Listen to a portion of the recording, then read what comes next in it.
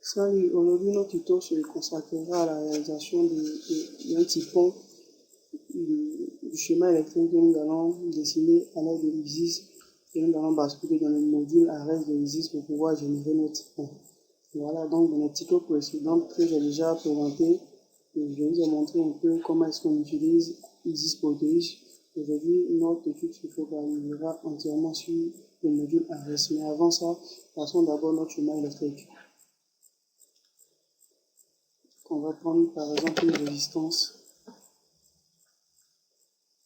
Et là, nous voyons le PCB preview qui est en fait le footprint, le boîtier, une capacité,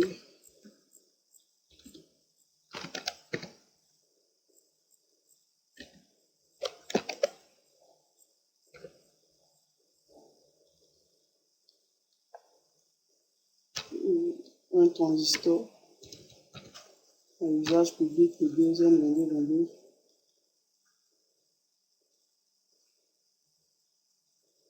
Je pense que comme ça fera l'affaire.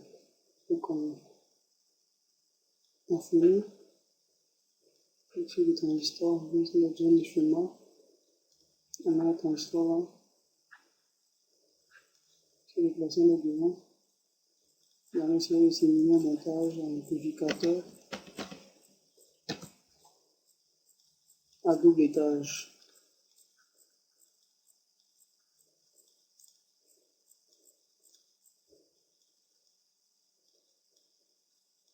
Et vous avez certainement l'habitude de voir dans les interrogations, dans les devoirs et aussi en classe.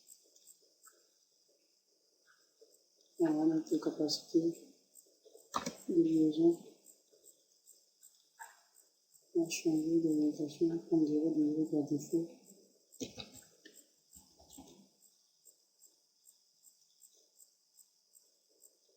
Condensateur de liaison sorti ici. Je vais prendre notre résistance. Et pourtant, un autre condensateur ici.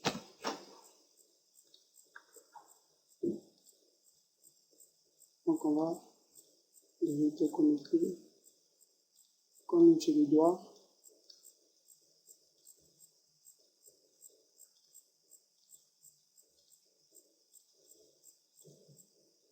Après, vous pouvez régler l'esthétique parce que là, le plus important, c'est de générer le typon.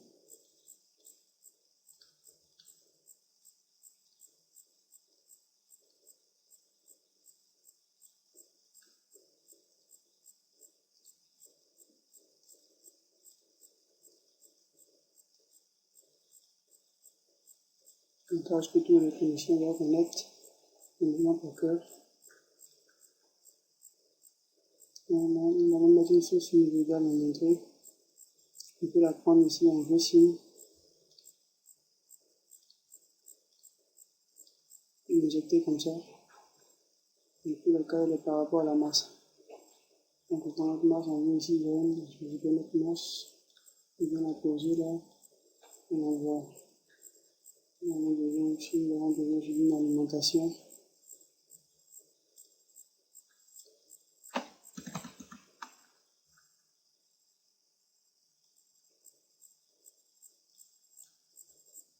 D'accord. Masse. Là, je vais lui nommer le fil. Cliquez deux fois sur la masse.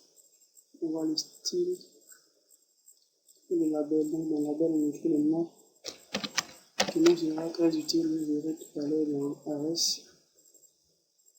Deux fois ici.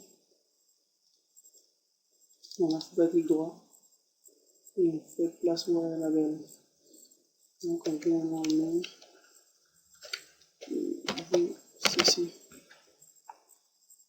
OK. On est passé à 266 degrés. On le récupère et on vient le poser. Donc après ça, on peut essayer de modifier quelques valeurs là. Une fois qu'on puisse avoir les mêmes valeurs. Donc par exemple ici on va prendre 2 stars. T15, dans l'émetteur, on met 2,2, on met 10, on va venir là, 33, 330, le pulsateur, qui dépend de la valeur de l'émetteur, 33 I,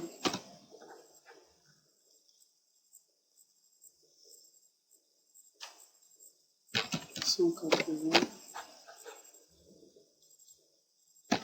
puis aussi un microfarad. La charge 820. Donc je pense que le montage il est bien complet. Et après cela, il faut toujours enregistrer avant de partir et générer le typon. Donc on va nommer notre fichier, on va appeler essai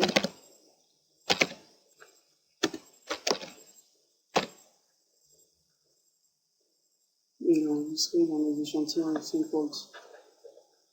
Et puis après cela, donc on va cliquer sur notre bouton arrest. Ici, on a deux possibilités. Soit on clique ici pour aller directement dans notre zone de typon, ou on vient dans Tools et on fait Netlist to Arrest. Donc on va prendre le raccourci et patienter quelques secondes. Automatiquement, ça nous envoie vers le module arrest de Isis.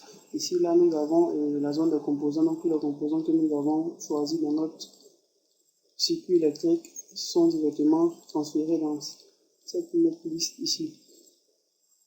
Et lorsqu'on clique sur un composant, on voit directement son boîtier qui s'affiche juste au-dessus. Donc avant de commencer le routage, je vais signifier que pour ce tutoriel, nous nous consacrerons seulement qu'au routage dynamique. Plus tard, vous verrez le routage, nous nous consacrerons qu'au routage automatique. Et plus tard dans d'autres tutoriels, vous verrez le routage manuel qui prend beaucoup de temps. Voilà, alors que le routage automatique en 2 clics, je pense que vous avez déjà généré votre typon et cela permet d'aller plus vite. Donc pour un gros projet, vous pourrez rapidement réaliser ce typon avec le module arrêt Isis en passant par le routage automatique et le placement automatique. Donc avant de commencer, on va choisir notre cadre, voilà notre champ, notre zone de réalisation de schéma. Donc on va cliquer sur cette forme carré là et on choisit pour le contour board edge, voilà pour la bordure. Donc on peut prendre, ça dépend de nous, on peut soit prétendre faire un cercle pour réaliser notre typon là-dedans ou faire un carré, un rectangle. Voilà, donc on va prendre un carré parce que c'est beaucoup plus, ça présente bien et c'est une bonne forme et c'est généralement utilisé dans la réalisation des typons. Donc après cela, on va maintenant placer automatiquement nos composants qui sont toujours dans notre bande de composants. Donc on va venir dans Tools, et dans Tools, on voit Auto Placer.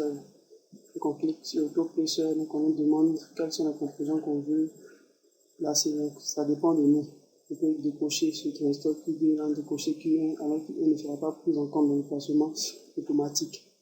Donc nous décidons de tous les mettre sur notre montage. Donc on coche tout, on peut régler quelques grilles, quelques écarts entre les différents composants et aussi les différents carrés, les différents grilles de placement que nous offre la zone de travail. Donc on fait OK, et nous patientons, nous allons là, et nous avons notre chemin. Et les composants sont déjà placés, ont été placés automatiquement. Donc nous faisons les foyers là, tout a disparu pour dire que tout est sélectionné, tout est sur le montage. Et après ça, vu la forme de notre contour, on peut jouer sur cette forme-là en la réduisant un peu pour ne pas trop gaspiller de place. Donc on la réduit légèrement comme ça. On dit que le logiciel essaie d'optimiser un peu en plaçant les composants un peu identiques dans une même zone. Les composants qui ont des liaisons assez élevées dans une même zone. C'est ce qui fait que si nous avons un tas de résistance, là aussi nous avons un tas de résistance. Si cette même nous avons des transistors, là nous avons des condensateurs. On peut essayer de rapprocher ces éléments-là. Voilà. Pour optimiser, toujours dans l'optimisation, pour prendre toute la place. On va rapprocher ce condensateur-là. Pourquoi pas rapprocher ce transistor celui-là également.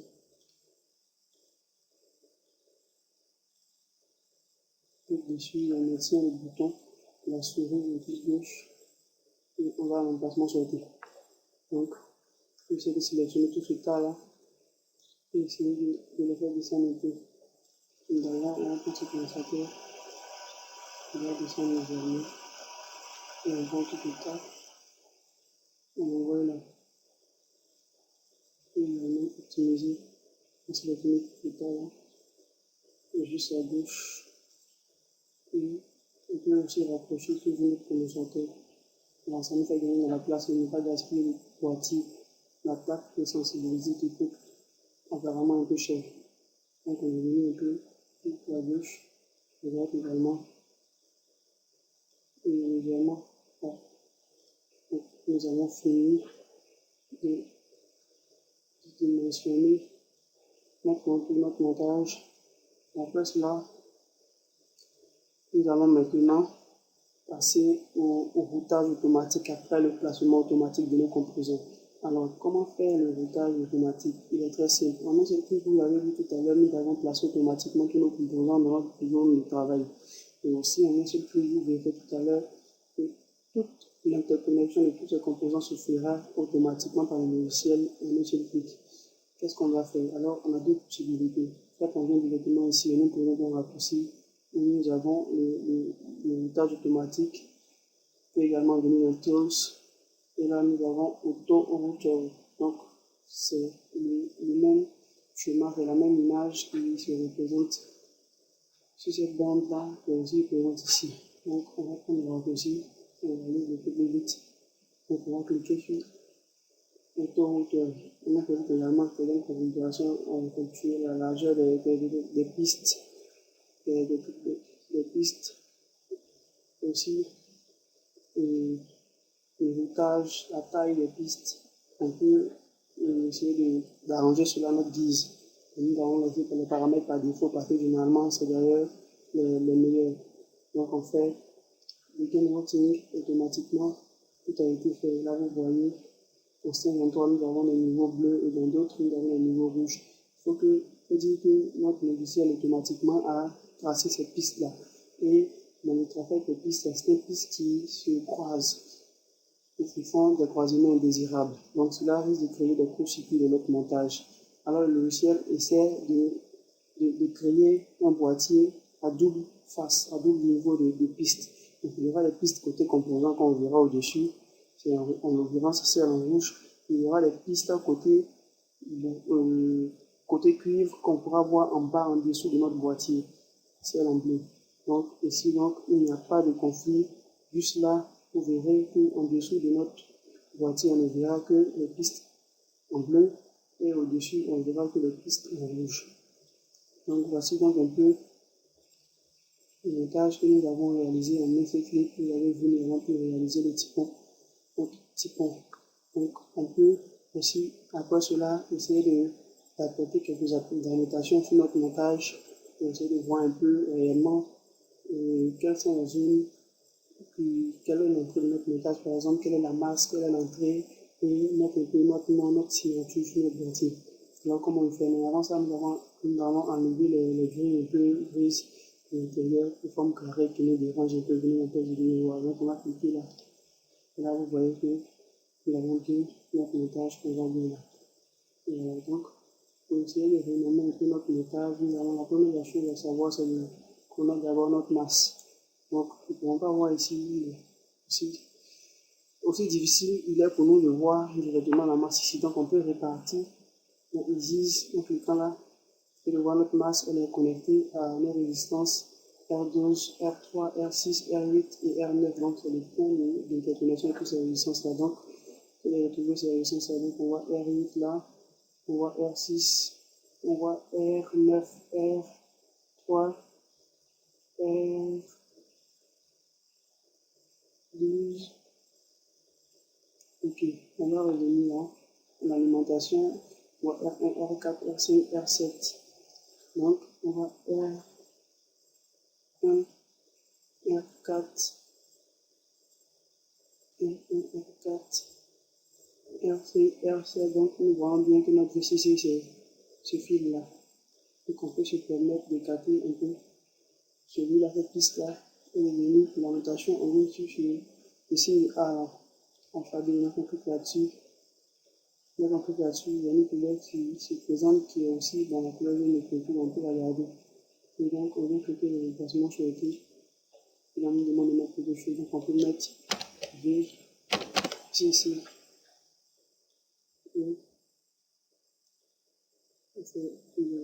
Donc là, il y a un conflit parce qu'il y a cette écriture-là qui essaie de toucher notre piste, ce qui n'est pas bien. Donc on va essayer d'arranger un peu, de ne pas plus savoir cela, car cela peut générer des possibles.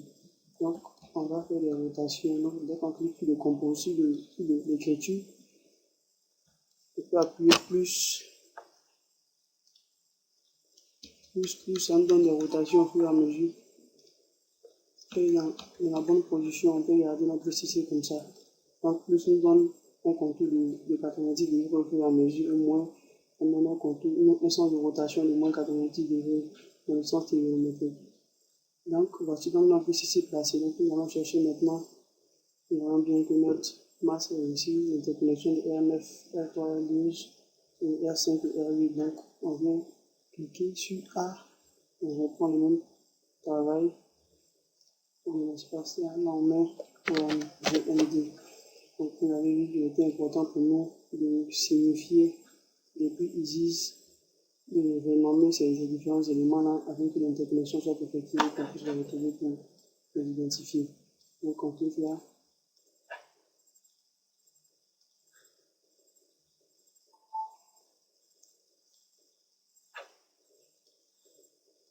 Et puis je permets de pouvoir donner le même sens à la même position de VCC. Pour cela, on peut par exemple écrire sur notre montage et donner le nom de notre montage. Par exemple, nous pouvons appeler ça amplificateur.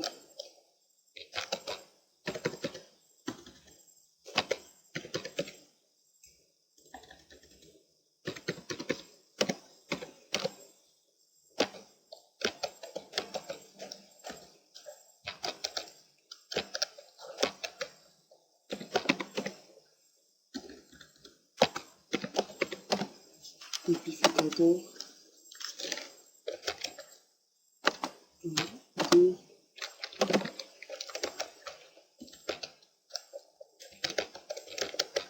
Deux étages. Amplificateur deux étages. Je vais mettre. Donc, amplificateur deux étages. Il faut que celui que nous allons donner apparaît. Donc, apparemment, le A ne décide pas de sortir. Donc, on va prendre le A minuscule. On peut centrer, descendre un peu légèrement, et même augmenter la police.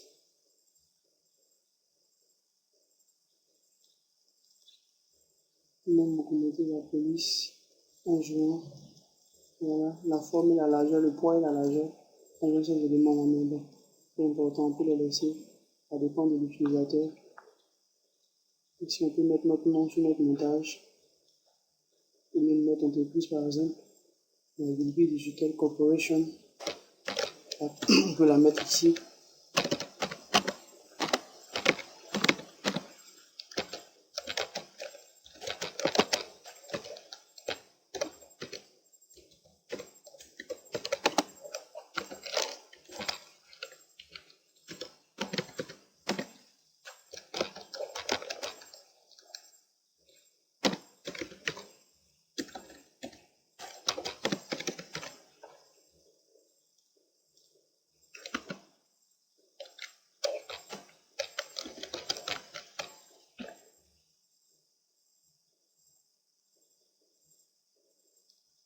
Et voilà, Gilby Digital Corporation est affiché.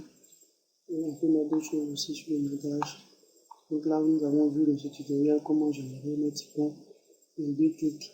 Nous avons fourni un clic de placement automatique et un autre pour le routage automatique.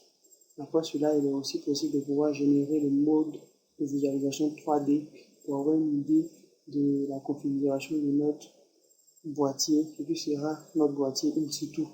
Donc on vient là, on clique Output, 3D Visualization, on clique là-dessus. Donc on voit un peu à quoi ressemble notre montage.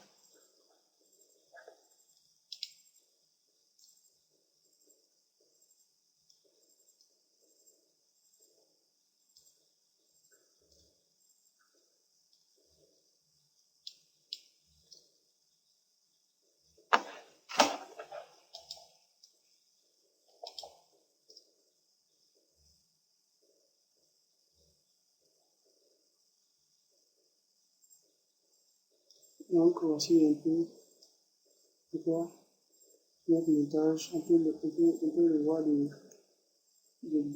voilà, le profil, le dessus, par le bas, ça dépend. Donc on peut jouer également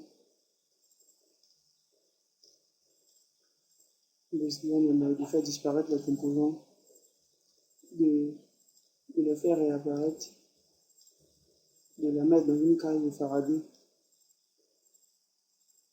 de la voir dans ce comportement, d'enlever la cage de Faraday, de la voir comme ça, de la voir le dessus,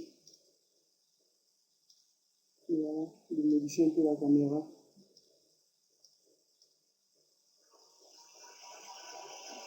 On peut même enregistrer cette image 3D là et on peut aussi pour la présenter en note au directeur si jamais on travaille un projet nous a demandé et à notre professeur pour les exposer les petits projets de classe.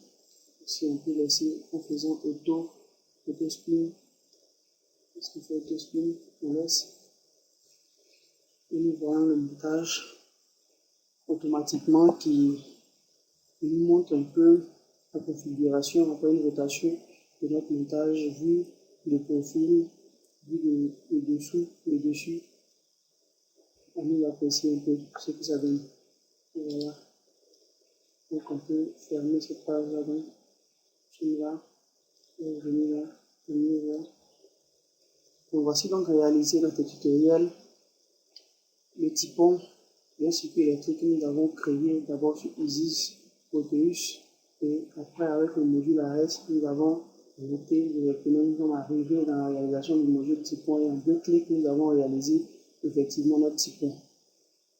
Le prochain tutoriel, vous verrez comment réaliser ce même typon-là de façon manuelle, c'est-à-dire nous allons placer manuellement nos différents composants et nous avons également manuellement placé les différentes pistes d'interconnexion entre les composants, ce qui paraît un peu long et il faut beaucoup de précision, de concentration, sinon on risque de perdre beaucoup de temps. Merci d'avoir suivi ce tutoriel et la prochaine fois pour d'autres tutoriels.